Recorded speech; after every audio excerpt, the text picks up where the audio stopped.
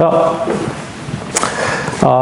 교과서 128페이지입니다. 128페이지 교과서 128. 자, 에서 129. 이것도 마찬가지 그냥 쌤이 숙제로 할 내용이라서 여러분들이 꼭 봐야 됩니다. 중요한 내용이에요. 알겠어요? 02 경제적 구국운동. 구국 나라를 구하자는 운동. 알겠습니까? 계속해서 경제사입니다. 파트 경제사. 자, 우리 지난 시간에 했던 그 개항 이후의 어떤 무역 체계라든가 이런 것들 맞죠? 상당히 복잡합니다. 특히 이제 조율 무역 수호조기 조규가 1882년에 개정되는 1880년대 개정되는 과정들은 정리 안 해놓으면 되게 헷갈립니다. 알겠어요? 그런 거 물어보면 다 틀릴 것 같은데. 자, 하여튼 내가 어렵게 낼 수도 있으니까 꼭 반할 하겠습니까? 자, 오늘은 경제적 구국운동 두 번째 시간인데 앞에 했었던 거는 그 개항 이후에 열강의 침탈 과정, 그것도 경제사였고, 경제사 두 번째 시간입니다. 알겠어요? 이번에는 이제 이런 어떤 이 경제 침탈에 맞서가지고, 경제 침탈에 맞서가지고 우리가 어떻게 대응했느냐 하는 문제입니다. 알겠어요? 그래서, 일단 경제적 침탈 저지운동, 알겠습니까? 저지운동. 예, 대표적인 거 두 가지 정도만 설명하고 두 가지 파트로 설명할 텐데 오늘 가장 중요한 거는 1907년에 일어났었던 운동 어디서 일어나는가 되게 중요한 거예요. 스타트. 결론부터 얘기하지만 대구예요. 대구에서 일어났던 되게 중요한 사건이 하나 있어요. 이게 오늘 중요한 내용이라서 대구에서 일어난 이 운동이 되게 중요합니다. 그래서요. 국채보상 운동이에요, 그냥.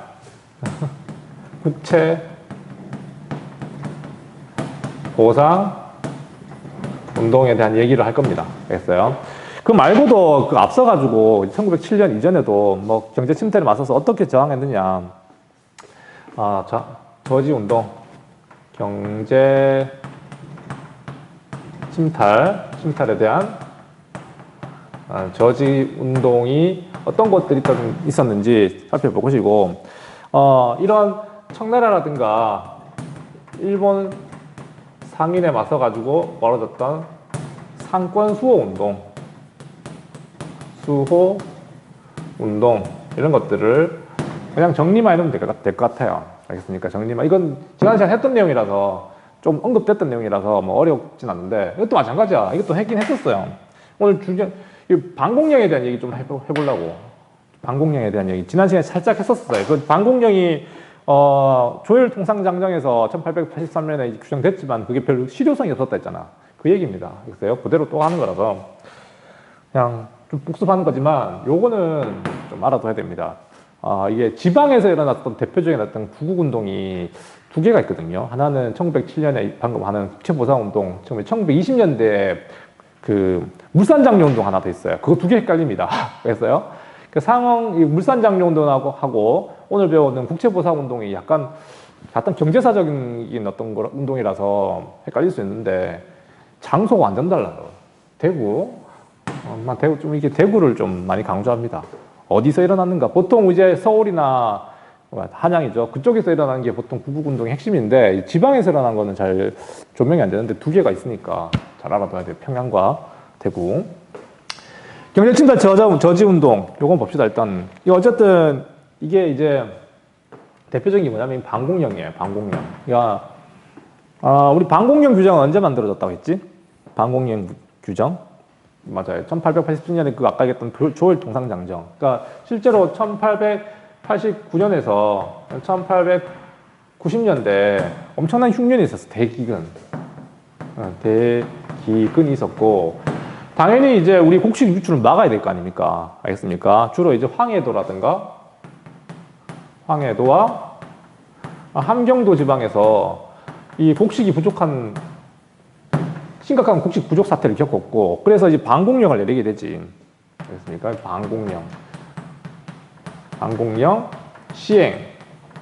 시행했지만 이겠지. 뭐랍니까? 실효성이 없었죠. 알겠습니까? 이 외교적 마찰이 오히려 발생했다는 거. 아까 지난 시간에 얘기했다시피 이 방공령 규정 중에 어떤 게 있었어? 맞아. 이게 단서조항에 6개월 전에 통보해줘야 된다는 게 있었어요. 6개월 전에 통보해줘야 된다는 그런 규정 때문에, 규정 때문에 오히려 이제 일본이 이걸 빌미 삼아가지고 피해 보상까지 요구하는 어처구니없는 사태가 벌어집니다. 아니, 우리나라도 지금 곡식 부족한데 일본인이 가져가는 걸 눈두고 봐야 되는 그런 상황이 된 거죠. 이해됩니까? 어쨌든 이런 것들이 너네 알다시피 나중에 동학농민운동의 큰 배경이 된 거죠. 백성들의 삶이 힘들어졌던 이유. 이해를 해야지 왜 그렇게까지 들고 일어났는지 이해가 되는 겁니다. 단순히 탄관오리의 어떤 수탈 이런 것뿐만 아니라 그 당시 조선의 어떤 무능한 어떤 외교 정책, 개항 정책 자체가 이런 참극을 부른 거죠. 이해됩니까? 방공령 시행. 그렇지만 실효성이 없었다. 우리 일본과 마찰을 빚었고 배상금을 지불을 하는 그런 어처구니 없는 일을 벌입니다. 그럼 말고도 대표적인 어떤 우리나라 이권을 지키기 위해 활동했던 단체가 독립협회.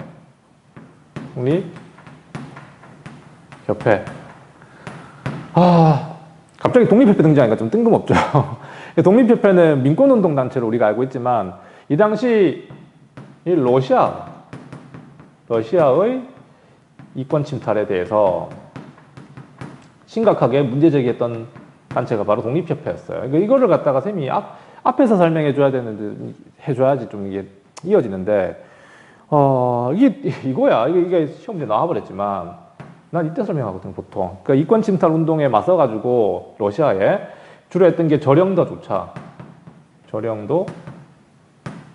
조차 반대 운동.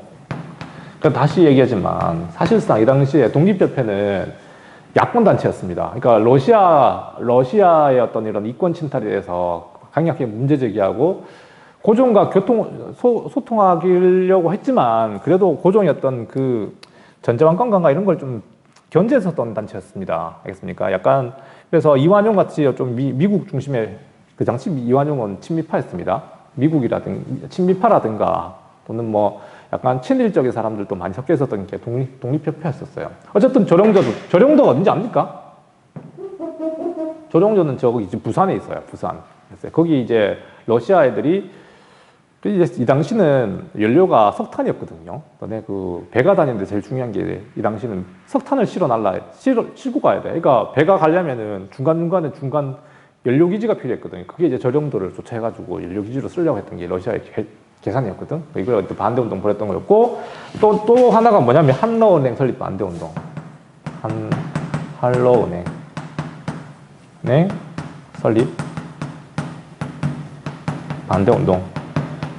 계속 묻혀 얘기하지만 아마 러시아가 조선을 갖다 대한제국을 갖다 식민지를 만들었을 가능성이 높아요. 그러니까 이 한러은행이라고 한 게 뭐냐면 일종의 우리가 지난 시간에 배웠었던 화폐정리 사업 하려고 했던 거예요, 러시아가. 그러니까 대한제국의 재정권을 장악하기 위해서 이 은행 만들어 놓고 대한제국의 재정을 갖다가 장악하려고 하는 의도였었죠. 이걸 그때 반대운동 벌였던 게, 반대운동 벌였던 게 바로 독립협회. 뭐 어쨌든 이렇게 이제 경제침탈 저지운동 벌였던, 이거는 좀 저지하려고 했지만 실패했던 거. 우리 정부 측 입장에서 말하는 거고, 알겠습니까? 방공령이라고 하는 걸 그래가지고 곡식 유출 막을 냈지만 실패했다. 정부 측의 어떤 그 노력을 갖다 얘기하는 것 같고, 이거는 이제 우리 독립협회가 했던 어떤 경제침탈 저지운동으로 기억하면 되겠습니다. 네.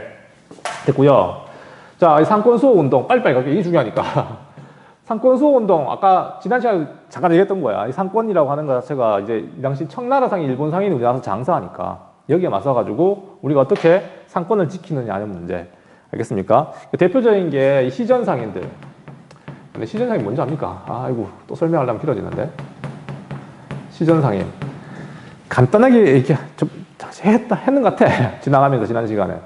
그 종로에 가면은, 너네 종로 안 가봤잖아. 종로 1가, 2가, 3가, 4가, 6가까지 있는데, 거기에 옛날에는 큰 상점들이 많이 있었어요. 됐습니까? 그러니까 조선에서 취급하는 물건 중에 제일 중요한 물건들, 뭐 종이, 그 다음에 비단, 그 다음에 그래서 포목, 알겠습니까? 광목, 포목, 뭐 이런 거고, 뭐 어물전, 이런 것들을 취급하는 큰 상점들이 종로에 있었거든요. 그러니까 종로에 있는 사람들을 갖다 시전상이라고 불렀습니다. 시전상인. 알겠습니까? 그러니까 우리나라 상권의 핵심이었죠, 거기가. 알겠습니까? 그러니까 시전상인들이 이런 일본 상인들, 청나라 상인들이 막 몰려 들어오니까 여기에 맞서가지고 만든 단체가 지난 시간에 얘기했던 뭐라고? 한국중앙총상회. 한국중앙총상회라는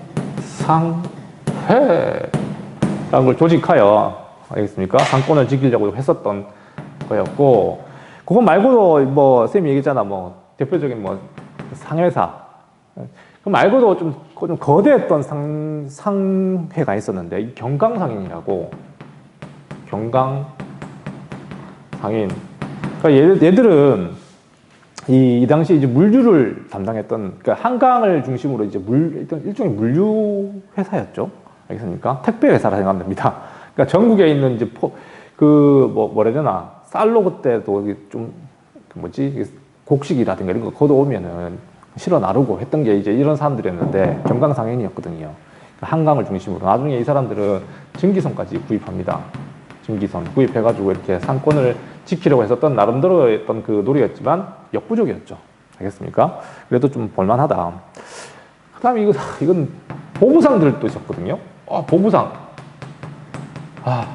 다다다다 나오니까 정말 정신없죠. 다 이제 상인들이야. 상인들인데, 보부상은 어떤 존재냐면, 너네 알고 있는 게 보따리 장수, 보찜 장수. 너네 문학에도 나오잖아요. 그 메밀꽃 필무렵에 보면 막 5일장마다 다니면서 막 장사하잖아요. 거기 보면 얘기 듣다 보니까 얘가 내 아들 같아. 그 메밀꽃 필무렵. 이효석의 메밀꽃 필무렵 읽어봤습니까? 문학 시간에. 그게 이제 보부상이에요. 이제 뭐 장마다 돌아다니면서 이제 5일장을 돌면서 장사하는 그런 상인들 갖다가 보부상이라고 부르는데, 이 보부상들은 좀 특별했습니다. 왜냐하면 이 전국의 모든 지리를 잘 알고 있었거든요.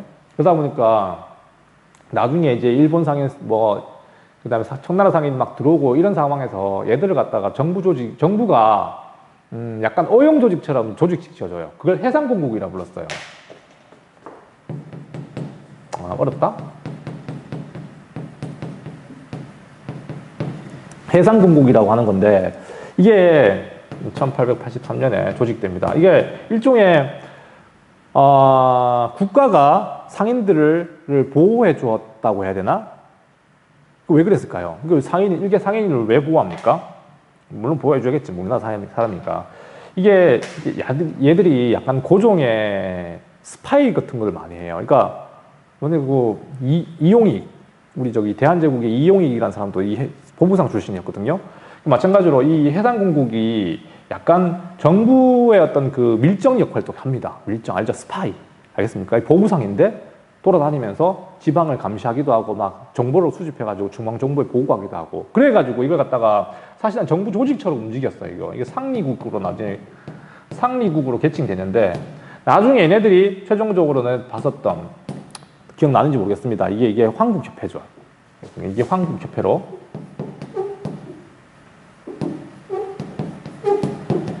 기억납니까? 한국협회? 그러니까 얘들이 나중에 이거 독립협회에 막 탄압하고 있었잖아요. 그러니까 이게 얘는 했던 거야. 한국협회는 일종의 보부상들이 만든 조직이었는데, 이게 상권을 수호한다는 의미도 있지만 이 당시 약간 정부 조직처럼 움직였다. 그냥 그 정도만 이해하면 되겠습니다. 황제의 어떤 하부 조직, 사조직, 뭐 이런 느낌으로. 알겠습니다. 한국협회, 독립협회 탄압했던. 자, 그런 거 있고. 됐어요. 밥 먹고 와가지고 좀 일을 안 닦고 왔네. 미안해요. 좀 더러운 모습으로 서가지고. 자, 됐고요. 오늘 이제 중요한 거는 국채보상 운동인데, 이거 한번 끊을게요. 국채보상 운동.